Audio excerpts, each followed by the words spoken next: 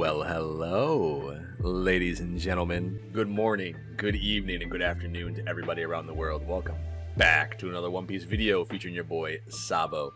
Get ready for a very, very spicy deck profile featuring ST13 and OPO6, in which you guys featured or wanted me to feature on the channel here. It won the poll. Therefore, here we are. We're doing it. And I gotta tell you, between Sabo and Yamato, these are my favorite two leaders in all of One Piece right now, which is a lot of fun for me due to the fact that both these leaders have an insane amount of flexibility. There's many different variations of the decks that can be built from them, which makes it a lot of fun. Whereas certain other decks, such as like Sakazuki, Gecko Moria, they're kind of just that, that one-trick pony. You know what I mean? Being able to sit here, theory craft, try out new cards in these decks and do different plays and all that sort of thing really is what brings deck building alive, at least for me. Now, Sabo is a new leader from ST13, unlike any other leader that we've seen in the format. He does have a similar ability, kind of like Enel, whereas Enel is never really truly at 0 life, unless, his leader ability is on cooldown. But generally speaking, you always can go from 0 to 1 with the leader ability, which is really, really good. Now, the other upside to this is you can play with yellow and red, which happens to have a very, very good synergy together. And it also gives you cards such as like a Maru and You Are the One Who Should Disappear. Both of these cards can also enable you to continuously gain life, right, if they're in trigger. Now, the upside to this, unlike Enel, Sabo, no matter what form of life he is at, he can always gain an extra life for free, no matter what stage of the game it is, which is really, really cool. So, for example, as long as you have one Dawn attached to Sabo, and any unit on board that has 7,000 power. And what I mean by that is, Zoro here has 5. If you attach 2 Dawn to him, therefore he has 7. You can swing 7k with Zoro, right? Use your leader ability. As long as this card is 3 cost or higher, which Zoro is, you can bounce this to the top of your life. Therefore, you healed 1, which is great, right? You can do this at any stage of the game, which is really, really cool, considering the fact that life manipulation in yellow is just so good right now. And you have so many other cards in the deck that enables you to do that. So, for example, we're going to dive into this list here real quick. We're going to talk about it, and then we're going to dive into another list in a following video with Sabo, and that will be the Revolutionary Army variant, for those of you out there who enjoy that one. For me, it's a toss-up. I love this list here, and I love that one. I don't know which one I'm going to stick with. But in any case, let's get into this here real quick before I go on a tangent. We are running 10 2K counters, be it 4 Veggies, 4 Hioris, and then 2 Satoris. Now, I am tempted to go up from 10 to 12, depending on how I'm feeling. So far, I do like 10, but I mean, 12 is doable, and I can manage a little bit of cutting here if I wanted to make sure I have, 12 2K counters. In any case, these counters are interchangeable. Satori can be taken out for Sanji if you want to. I know he's not a 2K counter. He is a blocker, right? 4 cost blocker Sanji. He's really good, but the downside to it is he doesn't have that 2K counter, so you will lose that. The upside to it, we run with a lot of 0 cost or 0 counter cards in the deck, so you can pitch this, you can pitch them to play a blocker on board. That's the upside to it. And then with your leader ability here, if you end up kicking, let's say, Zoro to the top of your life or whatever, you can choose another card on board to gain 2,000 power. So, for example, you can boost up your blocker Sanji here to be a 7k blocker until your next turn, which is nice. In any case, this is what I decided to go with for now, with the 10 2Ks. The Hioris are also interchangeable. You cannot take this card out of the deck. You need it. It's required for every variant of Sabo that you can probably come up with. For every yellow deck in the format, this card is a staple. Unfortunately, her price has doubled since Revolutionary 3 Brothers and stuff have come out. So I'm sorry if you didn't pick up your playset, but she is going to be mandatory for the foreseeable future when it comes to yellow cards. But particularly in this deck, she enables so many different plays to continuously gain life and let Sabo just go off with his engine. So, for instance, on your 2 Dawn turn, you can just go ahead and sack your life right away, unless you're playing against like Katakuri, right? But you play down a Hiyori, you put yourself either an Ace or a Luffy on top of your life, and then you pass the turn. If you already have a baby Ace in hand, or a baby Luffy in hand, or you were able to play down Monkey D. Garp, right? You can search for one of these two here, and then you're good to go, because this will enable you to have a 5-drop Luffy or a 5-drop Ace on board very, very early. She also enables you to plant Kikinojos and Nekomamushi on top of your life. Sabo, like I said, has a very interesting leader ability where if you get a trigger, such as Nekomamushi or Kikinojo, right? You can don these cards up, you can swing with them, and then you can bounce them back to your life, which makes your opponent have to hesitate whether or not they want to attack you.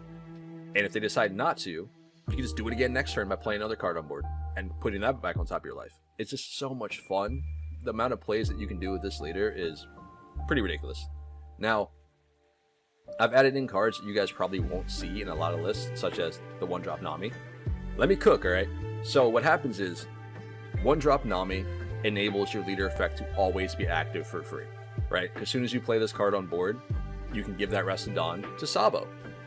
And then you don't have to attach an actual Dawn. You can just use the rested one, put it on him, his leader ability is ready to go, and you can do this every turn for free, no matter what. Which is cool, considering the fact that this Nami will always stay on the board unless they pop it some way, shape, or form. But if my opponent wants to play down a Rob Lucci, wants to play down an Absalon to kill my Nami, that's totally okay with me. I'm chilling. That's fine. I'll just play another one for free, right? One cost. Cool. Now, she also gives you that ability to give that Rested Dawn to not only your leader, but to any character as well. So this Luffy here can be given a Rested Dawn from Nami's ability, which makes him a 7k. Therefore, swing with 7, bounce him back to the top of your life with your leader ability, play down, I don't know, the baby Luffy here, activate the ability, your leader will then go up to 7k until your next turn, you play down the Luffy from life for free, and you go smacking again. Very, very, I don't want to say straightforward, because there is a lot of planning when it comes to this leader. This is definitely not a pick up and play leader. I will tell you, he does have a skill ceiling. This isn't something you can just out of the box play and know all the combos. Considering how this deck can be built, I'm going to tell you that this is going to take a little bit of learning to know your deck, to know the combos that you can do and all that sort of thing, but he is a lot of fun. Now we've also added in Momonosuke. And this is another card in which you guys probably won't see in a lot of these lists. Some lists you might include it, but for me particularly, I wanted to add it into this deck due to the fact that you already heal a ridiculous amount with Sabo. But on your 9-Dawn turn, if you so happen to have a Kikinojo on board already or a Nekomamushi on board already off the trigger, you can play down this, right, after you've already swung with these to kick either or back on top of your life, which is wonderful. You can swing with your Ace or Luffy or Zoro on that turn, activate your leader ability with Sabo, kick that back on life, which is awesome. You can boost up Momonosuke to an 8k, it becomes an 8k blocker for the entire turn, up until the start of your next one, which is really strong. But there's so many different combinations with this deck that you can do, and I think a lot of people are gonna come up with a lot of unique ways to play Sabo, and I can't wait for it. But in any case, this has been a list that took me a little bit to do. Like I said, we will be diving into a Revolutionary Army package here in the future, very, very soon, so stay tuned for that one as well. Before we leave here today, we are going to do something a little bit different that I don't normally do here on the channel. We're going to talk about opening hands as well. But let me go ahead and dive into these events and why they're here real fast. Just specifically, Omaru with the You Are the One Who Disappear, these are just for triggers, generally speaking. But they are also for the fact that you guys play with a lot of no counter cards, be it the Luffy, the Ace, the Zoro, the Nekomamushi, or sorry, the Momonosuke, the Kikinojo. A lot of these have no counter. So being able to trigger an Omaru off life, to discard 2 of them to heal an extra life, or You're the One Who Disappear off a life as well, or to pitch a no counter card for a 3k counter is very, very strong, at least in this build setup. In any case, let's dive into an opening hand that I've been playing around with, and I think this is probably some of the best ways to go about playing this deck here. These are cards in which I think you must see in your opening and or mulligan hand. This is what you want to be looking for. There's a lot of different choices here, but for example, you're looking for either Garp or Nami in the opening hand or your mulligan. These are 2 key pieces to get the puzzle started, Like I said, this enables your leader ability to always be active, giving it a rest at dawn, which is really strong. Garp allows you to see one of your pieces here, whether it's an ace, a Luffy, or the 2 babies. All you have to do is find one, and then just develop a game plan around that particular card. At least that's how I go about it, instead of trying to like get both. You know what I mean? Stop being greedy. Now, in that sense though, you also want to try to make sure you have a Kikinojo in hand. I know this is the dream, but having like a Hiyori with a Garp and with Nami, that is the dream hand. Everything else here does not necessarily matter too much, as long as you have Garp, because you can search everything else, right?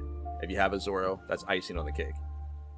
But generally speaking, if you can get a mixture of Hiyori, Nami, or Garp in hand, you're chilling. But either way, let's dive into a bunch of games today and see what we can cook up. I'll see you guys in a split second. Alright, ladies and gentlemen, here we go. We're going to dive into a bunch of games today. As per usual, I don't know how many we are going to do. I'm going to try to get out of here with at least in an hour, but you know, hey, it is what it is. In any case, we're going to play Sabo today into Katakuri, unfortunately, which is everybody's favorite leader, let's be fair. I probably should have thrown away this hand, but I felt like if I would have thrown it away, I'd be a little bit too greedy. We started off with the Luffy and, you know, the Garp, so that's fine. And we're able to draw into another ace, which is really, really good off the Garp search, so I guess I can't be too mad. The downside going into Katakuri is the triggers when it comes to the Sabo. So I feel like the Luffy is more valuable here in this match opposed than the ace. Because they do have Sanji blockers, they do have Brûlé blockers, you know what I mean? And throwing in the Amarus here in this list, it also allows you to rest these blockers more so than usual. Because again, the big moms, the 10 cost, the 7 cost, they're going to put you down to 1 life. They're going to put you down to 0 life very, very fast, right? To be fair. So you always have the opportunity to play Amaru here. So this is why I decided to put Amaru specifically into this deck, just because of matchups like this, and it allows you to cycle out the dead cards. In any case, let's dive back into this real quick. This is rough. I kind of want to counter out though, to be fair, because I don't know if I'm going to get triggers here this early, and I don't want to take damage this early into the game. Because he is getting up to the 7 Dawn turn here, and I'm going to have to be forced to take that life probably if it's Big Mom. Alright, let's see. 3, 4, 5. The way we can go about this is we could potentially kill the Perilous Sparrow, but in case he doesn't have Mom just yet, we're probably going to leave it on board. That way he's forced to attack into me and hopefully give me some triggers. Getting down Okiku here also is not the best plan, considering he's at 4 life, but that might make him be tempted to leave her on board. That way I can kick her to life anyhow, because I don't gain a healing off of her, considering he's at 4. But with Sabo effect, I will heal regardless. Yeah, it's looking like he's pushing to play probably another Sanji blocker. That must be why he didn't swing with 7, Pero. Yep, makes sense. Alright, boys. We're in business. We have Nami here as well. So this will automatically give my Sabo, you know, that 7k, which is really good. So all I have to do is attach 1 Dawn to Kikinojo to attack for 7. And then pop her back on life, which is really strong here. The downside to this matchup, it doesn't matter if I put her back on top of life, because he can attack me and then rearrange it. But considering the fact that she's still back in life, that still healed me. I don't really care what he decides to do with her at that point. Like, he either takes this damage or blocks out. I'd imagine he'd block here. Yep, cool. Sweet. So that tells me he doesn't have a lot of counter in hand. At least enough for a 7k swing. Unless it's a 0 cost event, which he would have to pitch like a Big Mom for. He doesn't want to do that. So there's a Pero, there's a Pudding. So he did not have enough for a 7 swing. Or 6. I think we're chilling. Let's go ahead and kick this back to top of life. I'd rather do Kikinojo here and then give the Luffy the boost. Because considering he's an 8k, it makes it a little bit harder for him to swing over it. And play Big Mom down on this turn. So I guess the play here would be he goes 7 with Katakuri. Attacks into leader, right? And then moves Kikinojo to the bottom of life. Plays Big Mom down. Perhaps? Like, is that the play that he has to make here? Yeah, he's not going to attack in the Luffy at all. That makes sense. We'll take this as well. Ooh, this is nice.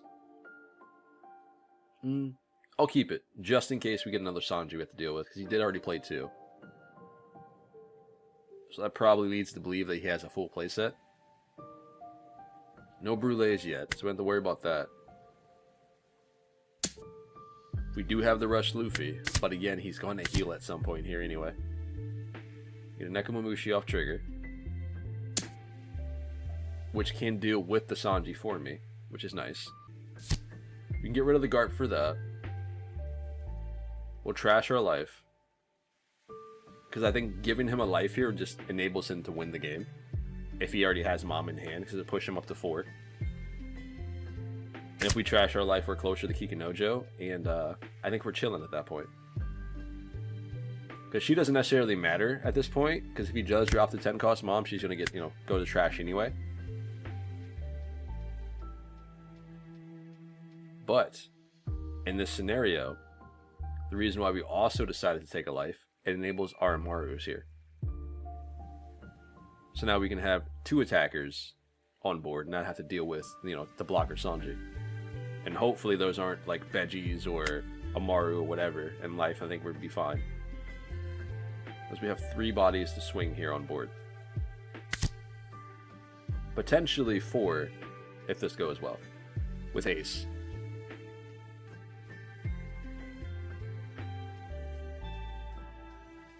Or we can just double tap with Luffy. By playing the baby here. Which is fine, right? Anami gives us our leader ability. For free. We attach Dawn to Luffy, make this unblockable.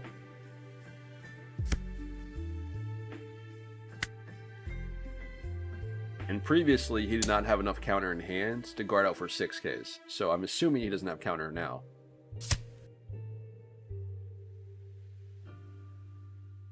What is it?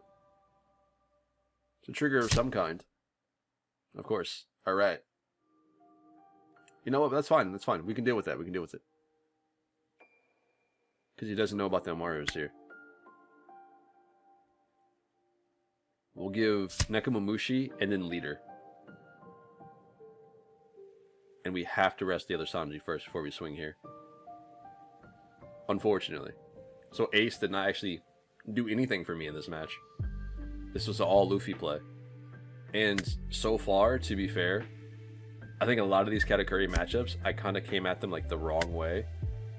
Whereas, when I mentioned earlier, right, when I said don't want to be too greedy, you don't want to try to like get both cards on board and play around them in every single game. Because I feel like you're hurting yourself in that scenario where you can just, in this matchup here, you know they're going to run Sanjis, you know they're going to run Brulés. I think the Luffy is like the ideal target you need to win this. Okay, so he did have the Veggie, and this should be game here. Unless that's a, yeah, we're chilling. Good job, buddy. Alright, ladies and gentlemen, without further ado, let's dive into some Yamato games here, in which this leader is pretty much everywhere. At your locals, on Sim, at regionals, tournament play, everywhere. She's so much fun to play, and she has so much flexibility in deck choices, just like Sabo. So you're going to see different variations of Yamato pretty much everywhere you go. And just like Katakuri, she is one of those leaders to beat. Now, this is kind of a tough matchup for us, but she decided to take the first hit here, and that makes me a little inclined to take the swing, unless she had Banish Nami, but 9k, it is what it is. We can guard out, though. If we guard out, we have the zero cost event, we can get rid of the Ace or the Nekomamushi here, play down the Veggie, and we're chilling. But I don't think it's actually worth it, because if we can get a trigger or some sort of utility card off these 2 hits right here, we're cooking. Now, if she didn't take the first hit, I would guard this out. Alright, so we get a Hiyori and Amaru, which is really, really good here.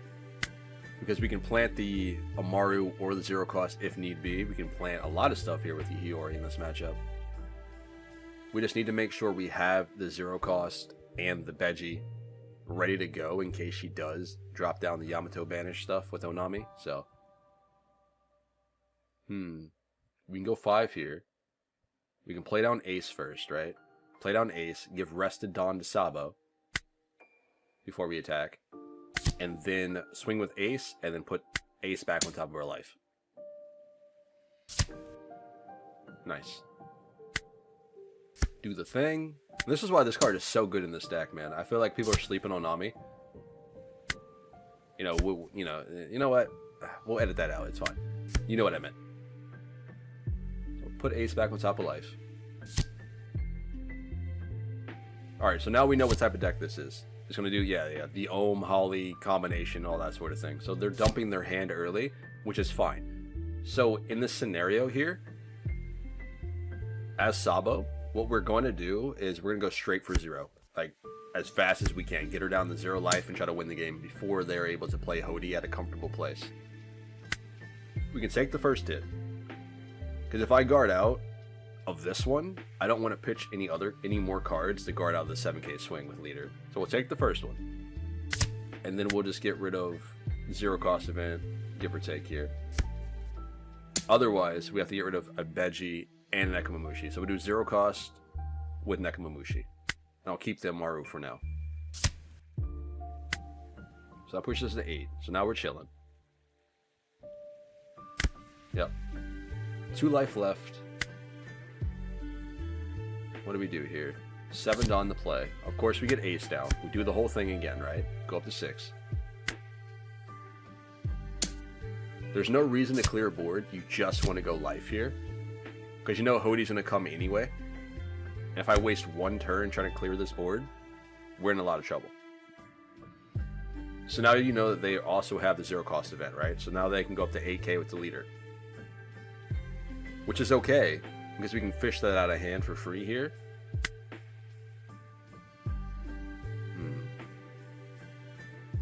Sudan left to play with. We could Hiyori to put the Amaru on top of life here as well. Or we can play back Ace down here for free. With the baby Ace, right? We can do that as well. So that means we'd have to swing first for 6. And this is really like, it's really spooky. Because we don't know if she has the Onami here. So we have to put this back on life first. And then we actually have to use the leader effect. Unfortunately, if we don't and we swing, we can kill the baby Ace, and this Ace is just stuck on life at that point. Which is really not going to get us anywhere. Okay, there goes the 0 cost. We knew that was going to happen at the very least. So let's go for the Ohm here. Can I get more cards out of hand? Nice. The reason why I didn't go for life for that very last one is because I have to assume they have the Hody, so it doesn't really matter if I take that life there or not. And we're a 7k body now, so there's no reason for me to be worried about this. They can't really go through me here. Which is great, right? We can take a couple of these hits. They have 5 Dawn left to play with. So they either stack down on Yamato or play down a Momonosuke just to get a blocker on board.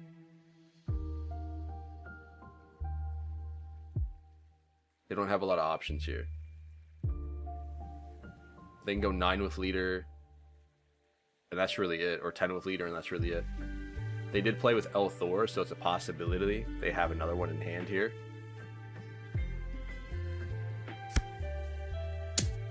Okay, cool. Yep. We can take this one too. There's nothing really like that's going to stop us the following turn. And we get another baby Ace. So, yeah, we're chilling, boys. Veggie's not going to help us here because he can't swing with anything else. Alright, so we have Luffy as well. So first things first. As much as I want to do it another way, I think getting down to Ace here is probably the best play, because this will enable us to get the Rested Dawn from the Nami swing for free. The only downside is, if that's an Onami in life here, it pops our Ace, right? So there goes the El Thor. They did have another one of those. That was kind of a given. Let's go ahead and put this to life. Yep. Unfortunately, I have to do his ability first. Because again, if I swing with Sabo and it's a Nami, they pop the ace, then that foils the whole plan.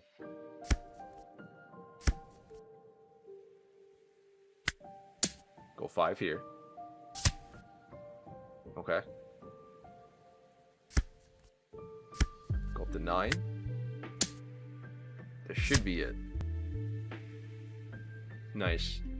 Good game, buddy. Let's plop this down as well. You know, safety, right? Well played. Now, to be honest, I don't know too many people that are still playing Red Purple Luffy right now in OPO6. At least at my locals up here. And then we generally consist of 30 to 40 people on every given local day. I don't see too many of these leaders. Now, him being a 6K body versus Sabo is not too much of a big deal considering the fact that we have to have a Don attached for our leader ability to be active, so we can generally always attack this without problem, right? But he does run a lot of 2K counters, and we have to deal with the Whitebeard and the 10 cost Luffy. So this could be a very problematic leader to play against as Sabo. I'm not too sure. But as per usual, we are going to swing 8K. And I think it's just every single game that I play into a Red Purple Luffy, I always go 8 on my first swing, or always go 9 on my first swing. It's just an easy life to take, right? I don't see too many that are playing with the stage, which is kind of interesting to me. It does make them a 7, which is nice, so he is hitting those magical numbers. So I see what he's on about. It's pretty good. I guess we'll take the ace here. Cannot find any adults right now, which does suck. I'm going to need Luffy in this matchup more than I am going to need ace. Because they play with a lot of blockers, be it the Law or the Kid, the Queen, you know what I mean? There's a lot of things I have to try to get through, and I think Luffy is probably going to be the ideal target here today. Speaking of Queen, that's fine. 3 Don left to play with.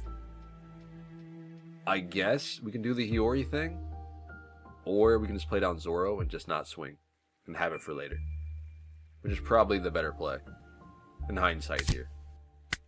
But it is what it is. Let's try this out and see if we get lucky. Alright, see, that's pretty good. That's pretty good. What can we put on top? Can we put this back on top and be fine? We don't have the counter power to protect it, you know what I mean? Nekomamushi will come down for free, but which just gives us another body on board. So let's do that instead. If we put the ace back, again, we don't have the counter power in hand to make sure that we don't take that life. Please no. Wow. Wow. Alright. Okay. You're cool. So there goes Momonosuke, there goes ace, which does suck. So that really just foils a lot of stuff that we want it to do here.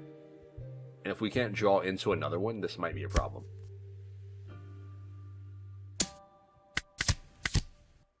So we get Nekomamushi on board. He can deal with the Law for us. Okay, take that hit as well. He's not going to swing with the blocker, so Veggie doesn't get any value here. Now Kikinojo is pretty good here too, because we can put her back on life with leader ability as well. Let's do the thing here. Let's go 7 into the Law.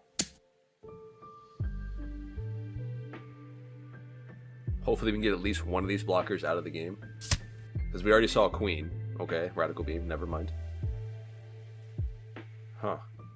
I mean, we have the Amaru for later, but he's still at 2 life right now, so I can't really push for game here. Let's go 6 here. There's a 2K. Just push this back on top. I guess it doesn't matter here at this point. And then we can play down either a Zoro or a Kikinojo here, and then try to get rid of like the Bart. So I don't think he's going to kill the Kikinojo, so I might not get value with her. But we could also swing into the Bart with Garp here. and then play Zoro down for free. Or for the last 3 Dawn. Nice. Cool. Okay, so now we're chilling. Get this out of the way. We have to play him just in case he has another lull. You know what I mean?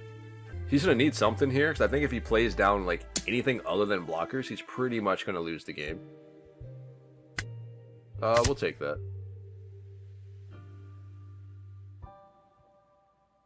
You know, the stage here is it's a kind of a good idea. I don't know. I don't know how I feel about it yet.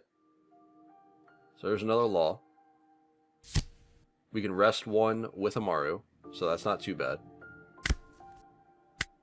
Still, no big bodies, man. That law earlier really messed up our plays. So now we need to find a Luffy, otherwise we can't get past both these blockers here. We'll kick her back to life, it's fine. Just get that out of the way. Give Zoro the boost. So he's a 7. He has 1 card in hand, which is probably like a guard point or rad beam. I don't know if it's worth going any higher than 8. Okay. So it must be a 2k counter.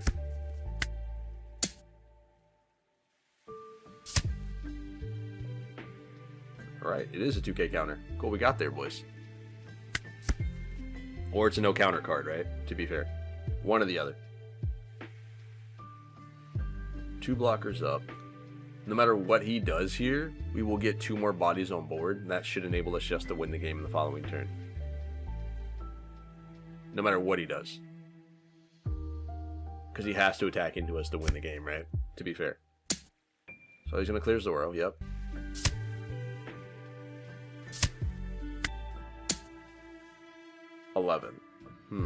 We have just enough to... Yeah, you have it. This could be a thing. Let's take the bottom life, though. Darn. I was hoping, man. If that was a Luffy, that'd been game. So, like, really, all we have to draw into is 1 Luffy, and then this game over. Let's get down to Nami. I can't really, like, bounce anything to life here, so... That does suck. But I guess we can swing with the Garp, though, right? Okay, 0 cost event, which is nice. Let's go 7. He has to, yep. Okay, cool. So that was a 2k maybe he had earlier, perhaps? Or maybe the 0 cost event was what he had in hand earlier when he got those attacks off, when he had the 1 card. I'm not sure. You can have that. Or you gotta attack me at some point. Oh, now he's feeling safe. Okay, cool. There's a Beji. Alright, Luffy, where you at? There you are. That's my boy. And, a GG's. Which is crazy, though, right? That's all we needed to win the game. Even a guard point or radical beam doesn't get him out of here. So, alright, ladies and gentlemen, we'll probably play one more game after this one. My allergies are kicking my butt. In any case, it's still been probably about an hour-long video, give or take. But we'll see. Depending on how long the next game is, it might be an hour. I don't know. In any case, this is going to be a very, very tough game. I've noticed that with Black Yellow Luffy, the way you want to do this with Sabo is you kind of want to play the long game. Like, you generally will have a much larger hand than them because they have to discard to activate Luffy's leader effect to heal 2 life, right, from the trash. And with Sabo, no matter what life total you are currently at, you can just keep healing yourself, which is great. So you can take a couple of these hits in the early game and then just re-heal yourself and play a trigger down and heal yourself again, which is really good. Now, the other key thing to this match is to find the Rush Luffy and or Morley if you're playing a Revolutionary Army package. You need the cards that allow you to go through the blockers because they do play a lot of 5-cost Sabos, right? To be fair. So that's something you have to consider depending on what variant you are playing. You need to be able to see those cards either in your opening hand, your mulligan hand, have a way to draw into them with Bello Betty or Monkey D. Garp, the searchers. If you can't, it might be a tough match for you. But overall, we're going to try our best here. We did get the Searcher Garp here, so I am hoping that we're going to find Luffy. Speaking of Luffy, they found theirs, which is great. And Garp only got me an ace, so that does suck. But I think we can get there, though, because we do have double Namis as well. This allows me to give Rested Dawn to leader or character. And in this situation, as long as I can constantly keep recycling Ace or like Hikinojo or something, I can play the long game and draw into Luffy. At least I'm hoping. So we'll see if we can get there, though. In any case, they already set up their life. They got the Hiyori up there. They're good to go. So that's swinging at me for 7k for leader, which is also a 7 until their next turn. I'll take this hit. I mean, at least we got a trigger, just not one of the ones we needed. No Luffy there either. We do have a play with Momonosuke later on, so that's something that we can consider. Unless we discard him for like a 0-cost event at some point. But for now, we could just play Ace down, just to have him ready, and then attach 2 rested to Sabo and swing for 7. It's probably the best course of action here. So that's 1 rested. Now, the other upside to this match that I've realized is no matter what you're doing, if you swing for 5 and Luffy's a 5, if you swing for 7, whatever, you don't really want to go over to attack the Luffy, because generally speaking, they take the life anyway. So try to save your Dawn from swinging like 9k into like a 5 as Luffy here. Because like I said, usually they will take that life to hit them to 0 as quickly as possible, so they can start going with their shenanigans. Which is okay, because I realized, again, as this leader, you guys want to play that long game. They're going to discard cards from their hands each and every turn to make sure they stay afloat to deal with you. And speaking of which, he has to do that now, otherwise he's going to lose. So I imagine a blocker Sabo comes down here. Yep. There goes a Sabo. What did he discard? Okay. I see. Alright. So Sabo goes in life. Which, is he going to play the small Sabo to get it out, or what? Yep. So this allows him to draw 2 cards, get a blocker on board. He has to discard 2, which is okay. His leader is still a 7k here until the next turn, so that's something else you have to deal with. So we put another Sabo in trash and a Satori. So I would assume on his following turn, he'll put the Satori and the Sabo back in his life. And one of the cool things is, you have to realize, with this Luffy, when you deal a damage to his life, right? The cards that are face up in life go to the bottom of the deck. They don't go to his hand, they don't go to the trash, they disappear. So it's really just about playing the long game here. So we get an ace from that, which isn't too bad. But I really needed something different. I'd rather have like a Kikinojo there, at the very least, something I can just keep popping back from life. Don't need that either. Okay, so we get into Maru. Maru's not too bad, because we can play with that and stack our life there if you need to, with the Hiyori. We have 7 Dawn here. Ace is now active. So let's go ahead and play down Hiyori. Let's do the thing. Another Luffy. I'm not getting any luck today. But we can plant Ace on top. We can play Ace down on board here. We'd have to give Nami, or sorry, a Rested Dawn to our leader. Right? We give the Rested Dawn to the leader. This will make our Ace a 7k to the following turn, which is great. So he does have to work at it a little bit to do damage here. We still have to attach a Dawn to ourselves, though. So Nami comes in handy again, as usual. So we can get both these rested to Ace. So he'll swing in at 9.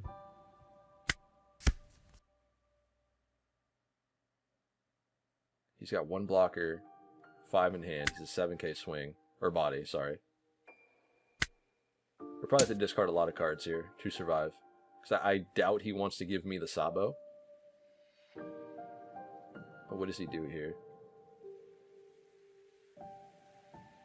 He plays with Hioris, probably Veggies. We've already seen Satori. I've not seen a Veggie yet, but I've seen the other two. Oh, Kafka. Okay, that's interesting. And Makino. I forgot about Makino. Alright. He plays with a lot of 2k counters. Crazy. So we have technically 2 Dawn left, because we have to attach one to Sabo here. Let's kick Ace back on top of life. I guess I'll give this to Garp, it's fine. Let's play down another baby Ace, and do it again. So again, what happens here is we level up the Ace, Ace hits the board, he also gives our leader another 2,000 power.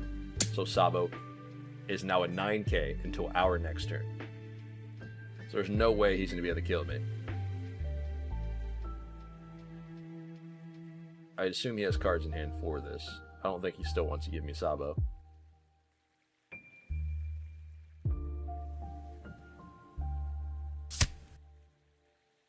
Nice. Okay, Satori. So Satori and Ace are given for him to put back on life following turn. This will definitely be a block here. Because he needs his cards in hand to activate his leader ability. I get he draws one, but still. And that's it for me. We have enough counter in hand here to go about this match, I think. He still has to hit us twice. We have a 0 cost event in hand as well. I think we're chilling, boys. Because that would mean he had to put, like, what? 7 Dawn on Garp to swing, and then swing with... Yeah, that's it, yeah. We're good. We're chilling. He doesn't have any Ace in trash, so he can't level up here. So more than likely, he puts a Sabo, at the very least, into his life. This is 10. I think we should take this hit, though, realistically. I don't really seem like I'm in any danger here. 3 Dawn left to play with. I think we're good. Oh, that's nice. Sure, we'll get rid of the Garp. Because we do have the Momo in case we need to bounce a Hiyori or a Kikinojo back to life here. Which that would push us up to 2 extra life next turn. We play down a Momo, we bounce a Kikinojo, bounce the Ace with Sabo leader. We're chilling at that point.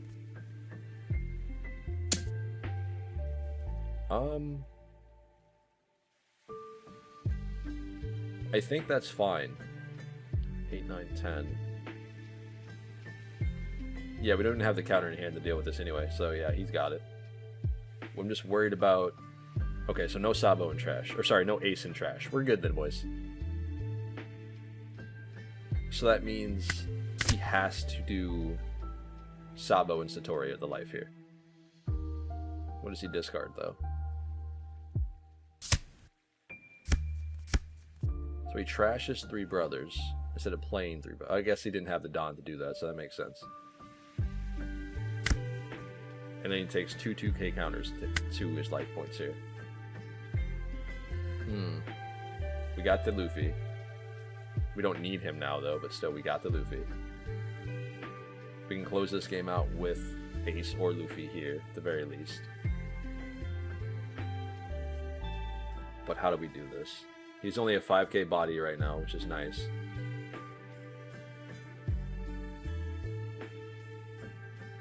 I'm debating whether or not to play down Ace or Luffy first, just to give Kikinojo and Sabo the rested Dawn here.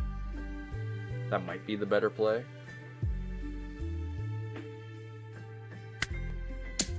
Let's just go 6 first, because we already hit over here. Okay. It's 1 2k out of the way. If we do the Luffy thing, that would work, right? Because we can bounce Luffy back to top of life with the Sabo ability here. Or we can do Momonosuke as well. I think we can kill him, though. Can't we? We have 9 Dawn. Luffy comes down for 5, or Momonosuke goes up for 5. This allows us to heal 1. This can go to Kikunojo. This can go to Sabo.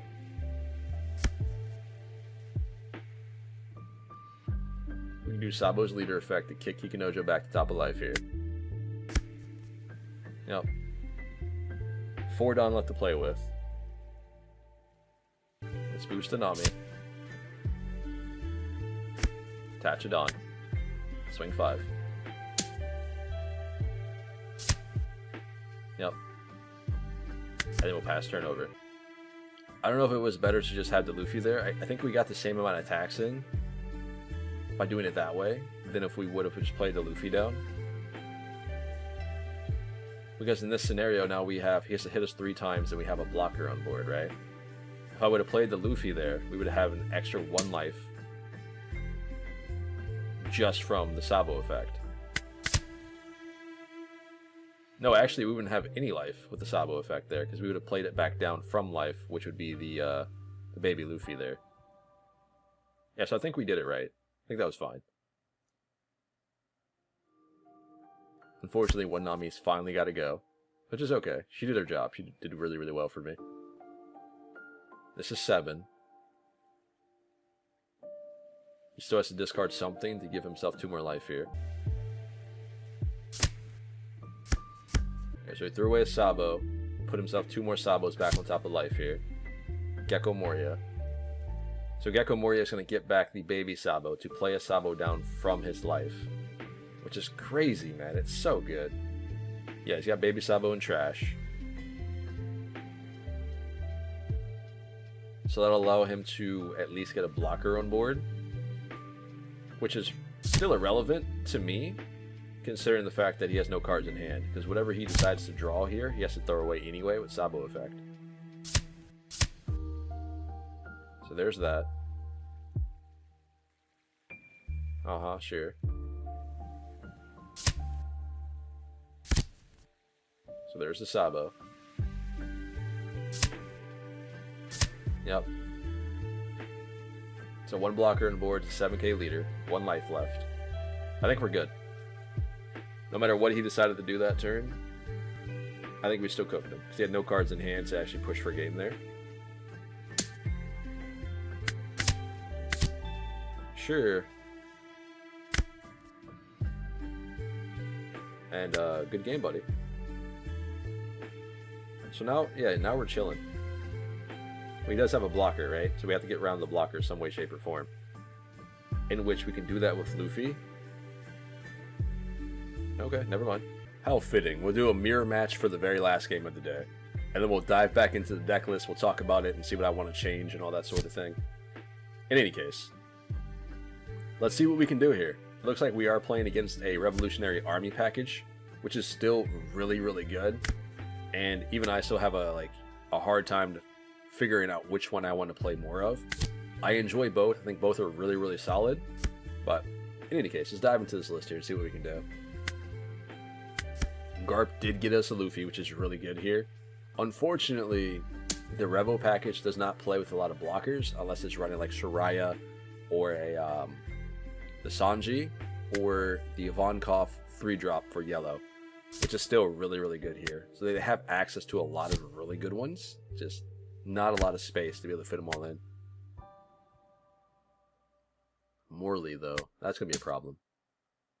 He's a really, really good card right now in the format. Same thing with like Monkey D. Luffy. Because there are just so many blockers right now with Rosinante, with Sabo blocker, Borsalino. There's just so many of them that's a problem. So being able to drop a 3-drop off a life that can get around these blockers is pretty insane. And one of like the main reasons why it's so good in Revolutionary Army Sabo is once you bounce it back to life, it just comes down next turn and it can swing right at you straight away. And you can't do anything about it unless you have counter in hand because you can't block it. But anyway, we get him down to 3 here. I was more so trying to get that done the first turn, or the first swing, but he decided to block my Sabo. And I felt like if I didn't swing with Garp, he was just going to kill Garp anyway. I understand that we could have developed the Kikinojo, but I really need to get that damage in, so our triggers can start like popping off. In hopes that we actually get one, right? This could be something of value. I don't know. Let's go 6. He has to attach 2 Dawn to Morley here to be able to put that back on top of life. So I think his play, if he's not going to choose to develop anything, he swings for 6, right? I either take that or not. He swings for 7 with Morley, pops Morley back on top of life, gives the boost to Bello Betty, attaches the rest of the Dawn, and swings. If he's not going to develop anything. Yep, okay, cool.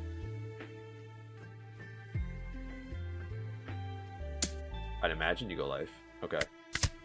Take that as well. We don't really have a choice, really. Like, our hand's not the best. Oh, okay. Unfortunately, we gotta take that hit, too. I don't want to give away our Hiyori. And it's okay to be at 1 life, because you gotta keep in mind we're gonna heal up with Sabo anyway. It'll be okay. The problem is, how do we do that? We don't have Nami here, so we have to actually invest Dawn to be able to do this. We could play down Luffy, or sorry, Ace, to swing in for 7, but then that just gives him Morley back down for free, which does suck. But at least that'll give us a body on board that we can pop back for life. It just sucks that we have to play it like that. I guess we can do Kikinojo as well. But this might get us a damage in, and he discards a card from hand here, if we attack with Ace.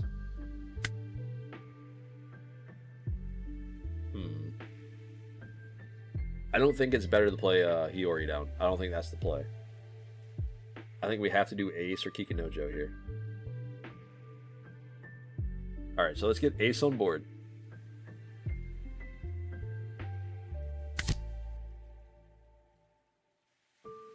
Let's just bounce it to life.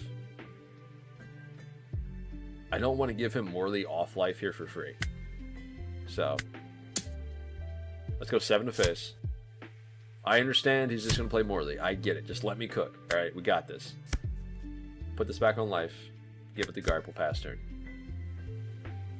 He had the discard a card to play it, which is fine. We both know he's just going to invest 3 Dawn, right? So he puts a Dawn on leader, puts 2 on Morley. Morley swings in for 7, I get Ace back. I can guard out the leader swing if I need to. He's got 4 Dawn left to play with at that point. Which is probably safe to say that he invests another body on board with that 4 Dawn. Which isn't going to be a blocker, so. Okay, he puts 2 on Sabo. That's a little weird, but alright.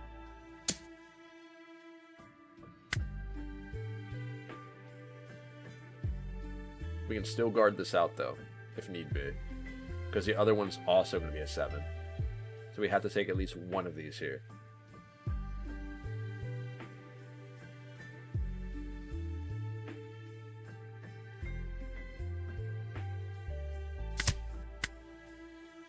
Alright, so we know we got Ace back, which is great. But unfortunately for me, that's less counter in hand, and he knows that now too. Because earlier we took a lot of attacks because we had to. And he probably might have picked up on that, which is okay. Kikinojo here, let's play her on board. Like I said, it's okay to go down to 1 to 0 life with Ace. Or sorry, with Sabo. Because you're going to heal up anyway. We'll guard this out.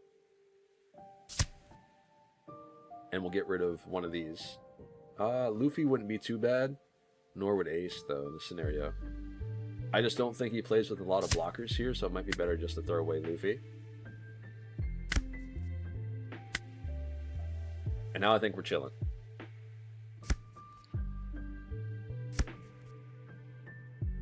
Let's go attacking into Zoro. This will just get rid of cards in hand. Okay, he let it go, never mind. I didn't expect him to do that, to be fair. 6 left to play with. Let's put her back on top of life. I guess we give this a guard. Sure. 6 Dawn left here. What I can do is we can play down Hiyori, take away the Kikinojo, put the 0 cost event on life here. Which he's not going to be expecting. And then we can just discard like a Luffy or Kikinojo or whatever. Which is great. The problem is, I don't want to give him this Morley. I'm not really worried about it too much, but it's probably best that I don't give that to him for free this time around. It's this end turn here. Because he did not guard out for the Zoro like I thought he was going to. So that kind of tells me he doesn't have any counter in hand. Which is good, right? That just gives him dead cards to throw away to play Morley down for free, which I don't want right now. So Luffy comes at me unblockable. Cool. Because he has to attach Dawn to Sabo. Make Luffy a 7 to be able to bounce on top of life, at the very least. 2 Dawn left to play with. Which doesn't give him very much room to play anything on board after that. So I imagine he just goes, huge with Luffy here. So 8k to face. We'll take it. Activate this, get rid of a Luffy in hand, gain extra life for free.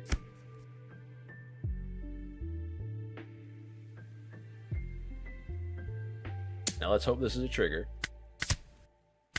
Darn. Okay, so we get a Zoro. Luffy goes bye-bye. He's at 5 life again. We get a Beji. That's pretty good. Let's see. So giving him Luffy and Morley is going to be a given on this turn. We have to actually attack into him here. Let's just go 6. If he guards out, he guards out, but I didn't think he would. Cool. I get it, we have to attach a Dawn and Kikinojo anyway. I just wanted to make sure, you know what I mean? Because now we gotta figure a way around this to survive this turn. And technically what we could do is play down Momonosuke and put that to life. Get a blocker on board. And then attach Dawn to Kikinojo here and Sabo, push her to life. And then not give him Morley, essentially.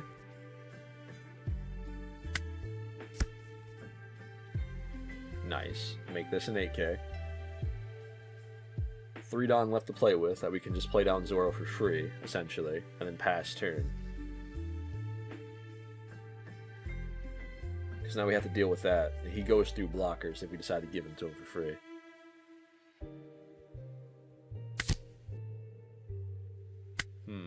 Let's go 5. I get it. He's going to attack me. Doesn't matter.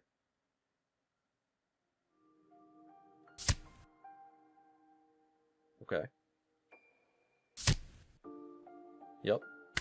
Another no counter card. No, actually, that one had counter this time. Alright. He took that hit as well. Either he's looking for counters, or sorry, he's looking for triggers up top of his life, or he doesn't have much counter in hand. Which I'm going to assume he doesn't have very much counter in hand. Because if he's not able to kill me this turn, he loses. 100%. Because we're going to get a Kikinojo off life here. We still have an 8k body on board to block with, and we have a little bit of counter in hand. Not much, but we have some. Yep. Because you knew he was going to play this down. This gets in unblockable. Both of them get in unblockable here, so that's 2 damage in, right? And then the rest of the Dawn on the leader we can counter out with Beji.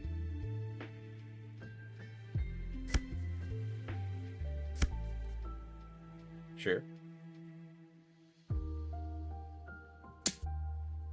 Yep. That's 6. This will make us to 9, right? Yeah, 7, 8, 9. Yeah, we're chilling, we're chilling, we're chilling. And we still have a blocker on board here as well. Even if we decide to take this hit, we're good.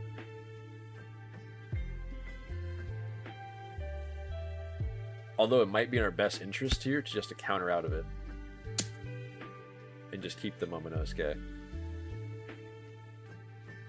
But I want these triggers as well, so...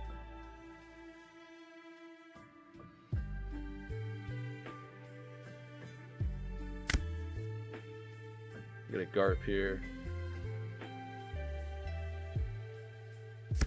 More of these are relevant right now. 3 life left. Luffy's non-counter. I think we win here. Attach 1 here. Swing 7. Yep.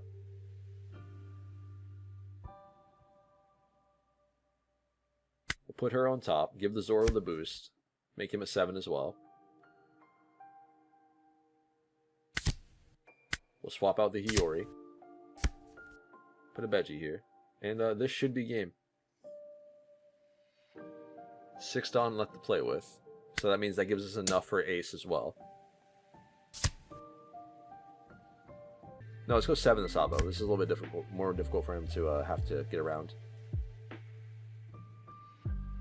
I guess going 8k with Ace is not really going to make much of a big difference. Sure. No trigger. Ooh, okay, Beji. Alright, that's awesome. That's 1 2k down. Do you have it? Love to see it. Alright, ladies and gentlemen, I appreciate everybody who's decided to make it into the end of the video, in which we're going to talk about a little bit of changes to this list in which I'm thinking about making. But before we get into that, I want to go ahead and tell everybody thank you. I appreciate everybody who's been sticking around with me since day 1, who has come here as of late, recently, new to the channel. I appreciate everybody for showing your love and support, whether it's on YouTube comments, meeting me at locals, seeing me at events, all that sort of thing. I've had a lot of fun with this so far, and I do hope to continue to do this for a very, very long time. But in any case, I do have a giveaway in which it hasn't even been a month yet, man, and we're almost at 4,000 subscribers since I first launched the giveaway, which is kind of crazy to me, but you guys have 2 days left until the 24th, and for those of you guys who know about the giveaway, who have been here since I announced it, you guys know how to enter. For those of you guys who are just tuning in now, maybe a little bit too late, give or take, but I will be selecting 2 winners here within 2 days, and I'll let you guys know who won in the community YouTube tab, and then you guys can choose whichever playmat design that you guys want that I have unveiled here on the community tab in the YouTubes. But in any case, without further ado, we're going to talk about a little bit of deck changes here when it comes to Sabo, in which I'm thinking about cutting down 1 Amaru here to go up for Zoro. I'm not talking about like drastic changes here in this list. I just want to be able to see Zoro a little bit more in the early game. I know he doesn't have counter power, but just having that extra body on board that can just push in for 1 more damage is actually really, really nice, depending on what leader I'm playing against. The other option was I cut down the Satoris and max out Zoro, but then I lose a whole lot of counter power in this deck without very many zero cost events. So the other way I was looking around it was cutting Zoro entirely and just upping this to full, but I'll play around with it. I'll let you guys know on what I decide to do. And we will be diving into another build for Sabo for Revolutionary Army, so stay tuned for that one. That will come soon. But right now I do want to work on my Yamato list that I've been playing around with. I want to show you guys after I finish tweaking my ratios and all that sort of thing with Ace. But in any case, this has been Pawseplays. I do hope you guys enjoyed this one. Remember to smash that like button so we can get this video floating around here on the YouTubes. And I will catch you guys at locals and or in the next one. Stay safe out there. I'll see y'all later.